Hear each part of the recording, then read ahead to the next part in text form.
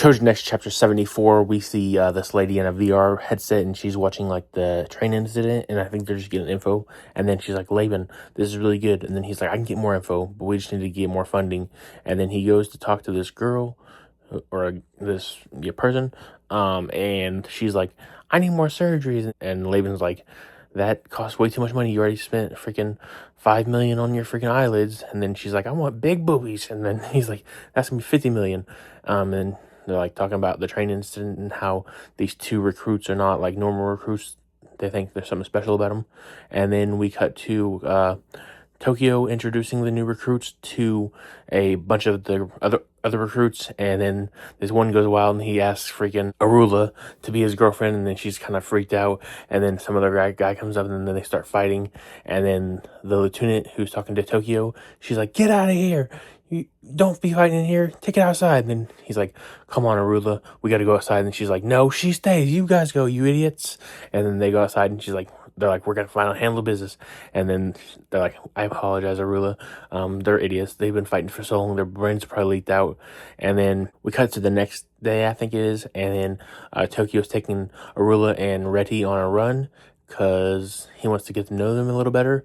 And then Reti does not do well in the run. He's like, this hurts, why you got me running in the morning? And he's like, you should probably build up some muscle, make it easier. And he's like got questions for them, and he's asking them like what's good and evil. And then Arula gives like basic answers, what's on the questionnaire that she's done before. And then Reti's giving like true answers to what he's actually feels.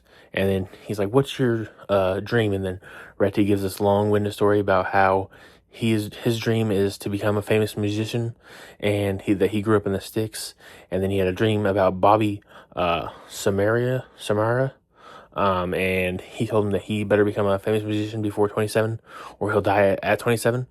And then he comes to Yamato, gets hit by a plane, dies. Bobby shows up, revives him. Then he became a Choujin. And that's his dream, to become a musician.